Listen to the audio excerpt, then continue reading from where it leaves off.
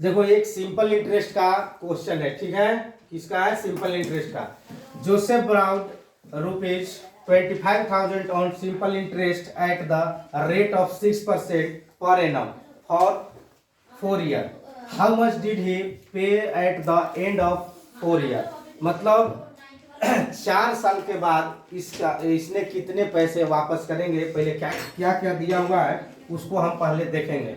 तो इसका प्रिंसिपल दिया हुआ है 25,000, कितना? 25,000। और रेट कितना दिया हुआ है? रेट है इसका 6%। और टाइम जो है, रेट कितना है? 6%। टाइम कितना है? 4 ईयर। टाइम कितना है? 4 ईयर। हम बताए थे कि सिंपल इंटरेस्ट का फॉर्मूला अगर शॉर्ट मेथड ट्रिक से बनाएंगे, हमें फॉर्मूला का यूज नहीं करना है, तो कैसे बनता है? सिंपल इंटरेस्ट इक्वल टू लिखेंगे R इंटू टी। क्या होता है? R into T. R कितना है? R हो गया 6 और T कितना है? 4। ये हो गया सिंपल इंटरेस्ट। तो ये कितना आ जाएगा? Simple interest equal to 24। कितना आ गया? 24। अगर हमें सिंपल इंटरेस्ट निकालना है तो इसको बैठाएंगे, ठीक है। सिंपल इंटरेस्ट निकालना है तो 24 को लेंगे। अगर अमाउंट का फार्मूला क्या होता है तुम लोग को पता है? अमाउंट इक्वल टू क्या होता है? Principal plus SI। तो जब इसमें शॉर्ट तरीके से निकालोगे तो प्रिंसिपल को हमें 100 मानने पड़ेगा। कितना मानने पड़ेगा? 100। तो 100 प्लस 24 करेंगे तो कितना आ जाएगा? 124। अमाउंट कितना आ गया?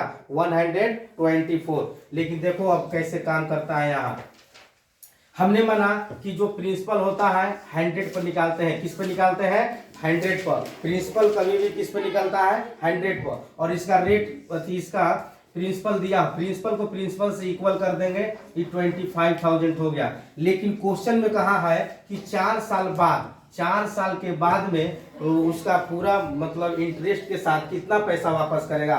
अगर सपोज दैट सिंपल इंटरेस्ट निकालना रहता तो हम 24 बैठाते, ये सिंपल इंटरेस्ट आ जाता। क्या था? सिंपल इंटरेस्ट निकालना रहता तो हम क्या बैठाते? 24।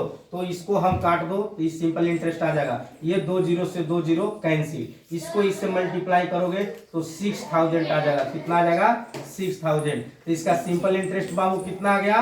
6,000। कितना आ गया? Simple interest 6,000। लेकिन क्वेश्चन में कह रहा है अमाउंट निकालने के लिए है कुछ नहीं करना है, यहाँ पर अमाउंट लिख देना और अमाउंट के जगह पर 124 लिख देना। कितना लिखेंगे? 124। लेकिन ध्यान देना है तुम्हें, SI निकालना होगा तो 24 रखेंगे, अमाउंट निकालना होगा तो 124 रखेंगे। कुछ नहीं करना है, 250 को सिर्फ 124 से मल्टीप्लाई करेंगे। इसको मल्टीप्लाई करेंगे तो हमें कितना आ जाएगा कि मल्टीप्लाई करने के बाद हमें आ जाएगा 31,000। कितना आ जाएगा? 31,000। मतलब आप समझो कि हम एक बार में ही निकाल लिए, 2 बार निकालने की जरूरत नहीं पड़ा। ये बहुत आसान तरीका है, इसी तरह से पूरे SI बनेगा, ठीक है।